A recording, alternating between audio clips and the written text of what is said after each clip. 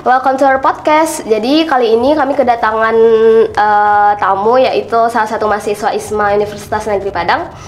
Boleh nggak kamu perkenalin diri kamu dulu? Perkenalkan, nama saya Ridatul Fadli, bisa juga dipanggil Adil. Kalau alasan dipanggil ke podcast nggak tahu sih kenapa aku di sini. Oh gitu ya. Jadi panggilannya Adil ya? Yep. Boleh kan kita sharing-sharing sekarang tentang ISMA? Boleh dong? Boleh. Boleh. Jadi boleh nggak sih ceritain gimana sih kamu bisa ikut program ISMA ini? Gimana? Intinya aku ada di dalam grup pengurus debat bahasa Inggris di UKBA dulu kan. Pas waktu itu pengurusnya ada 3, aku, Selvina, sama Hafifah. Vivi, intinya pas waktu itu kami sering sih di dalam grup itu sharing informasi dari segi scholarship lah, atau ada tugas kah, atau ada gimana ya, kalau ada lomba debat atau gimana kan. Pas waktu itu Vina tiba-tiba ngajak gitu sih, ngajak tiba-tiba kalau mau ikut program ISMA atau enggak. Pas waktu itu lumayan mepet juga sih, kayak berapa minggu sebelum deadline juga, 3 minggu atau berapa minggu kalau salah tuh, dia ngabarin. Alhamdulillah juga sih ketiga kami lulus juga di program ISMA masing-masing.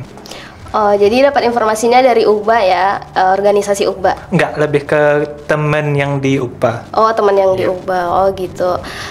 Jadi kamu milih universitasnya di mana? Kamu boleh tahu? Awalnya akunya milih di University of Pennsylvania di Amerika. Philadelphia awalnya.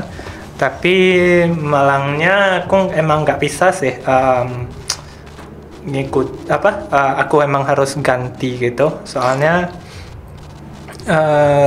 dari pas waktu itu 2 minggu sebelum keberangkatan ke University of Pennsylvania tadi itu, emang ada halangan keluarga.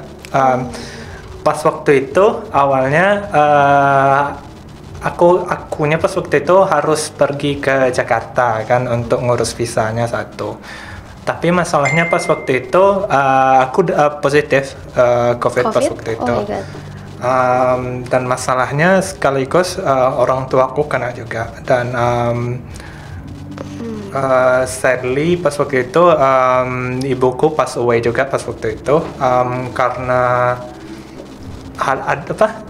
kurang etis juga rasanya meninggalin keluarga pas waktu itu.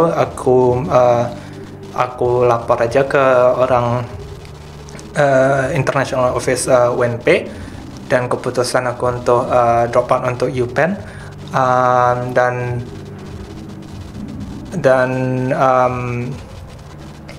ya itu sih intinya. Alhamdulillah juga sih, soalnya ketua International Office UNP menolong aku juga dari segi kayak nyampain situasi aku dan gimana ke orang ISMA, dan lewat koneksi itu dia bisa ngetransfer aku kurang lebih ke Korea. Oh, jadi jadinya ke Korea ya? Yep. Kenapa kok bisa? Pas waktu itu emang nggak ada pilihan lain sih selain Korea. Aku pas waktu itu tiba-tiba aja ditelepon sama mesnya dari International Office. Pas waktu itu aku main HP aja, katanya mau nggak ke Korea. Aku bilang mau aja sih. Setelah itu beberapa menit kemudian dikirimnya link Zoom, dan aku masuk ke link Zoom langsung. Setelah itu katanya intinya anggota ini adalah orang yang di link Zoom ini orang-orang yang memiliki halangan gitu untuk program mereka yang semester kemarin kan. Dan katanya opsi kalian sekarang adalah untuk transfer ke salah satu universitas di Korea tersebut, atau emang drop out completely dari ISMA. Pas waktu itu aku lumayan conflicted juga sih, maksudnya Kenapa tuh? apakah aku pilih Korea sekarang ini atau nyoba lagi tahun depan. Soalnya kan di di sana kan orang emang nggak bisa ngikutin ISMA 2 kali kan. Iya. So pilihannya, opsinya sekarang pergi ke Korea atau nyoba lagi ke Amerika. Pas waktu itu karena gimana lah ya, karena mungkin dari segi males nyoba lagi karena ribet banget kemarin ngurusnya, aku jadinya milih Korea. Oh, jadi karena males ngulang lagi ya tahun Iya. depan. Jadi pas kamu mau daftar ISMA ke Korea itu ada nggak sih itu masalah-masalahnya kayak ada kendala di pendaftaran atau persiapannya gitu-gitu? Ada nggak? Ada sih. Intinya kan aku dapat infonya dari Sofina sama Vivi itu 3 minggu sebelum deadline kan. Salah satu requirement-nya adalah minta tanda tangan ke kepala jurusan, ke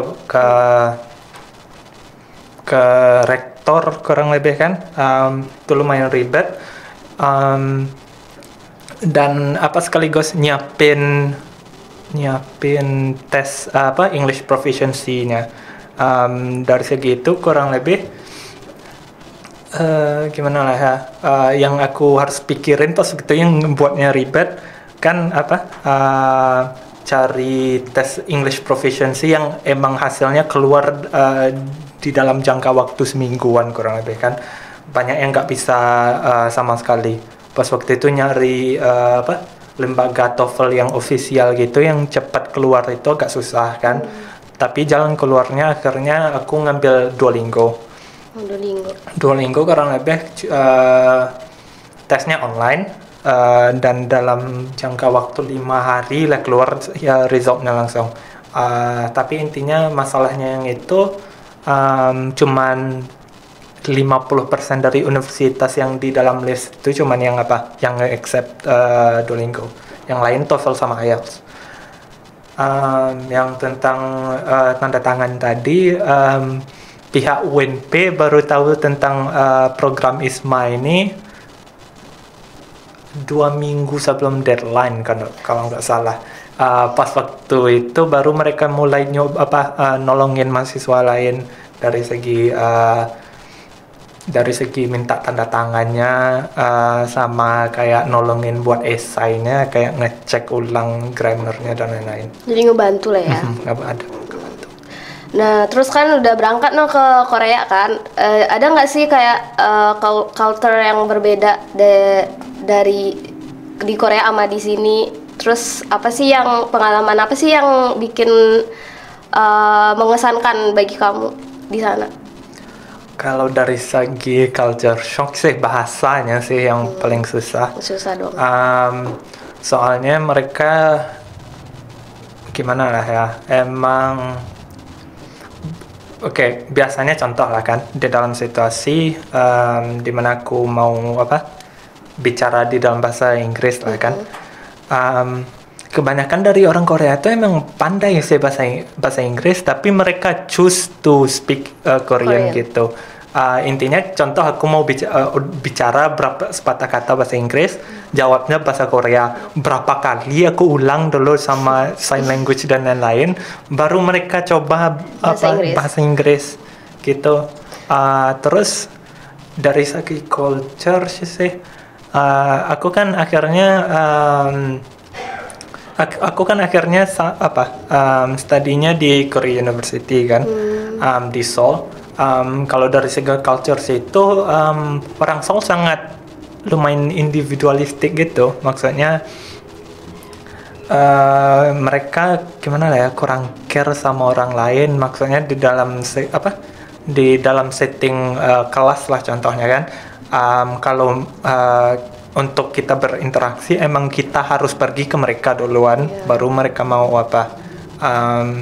soalnya kan di kultur luar kebanyakan ada juga yang contoh kita jalan-jalan gitu, tiba-tiba mereka ajak aja small talk gitu atau gimana kan. Di Korea nggak ada sama sekali. I mean, khusus untuk di Seoul. Tapi pas aku ke keluar kota lain ada sih yang apa?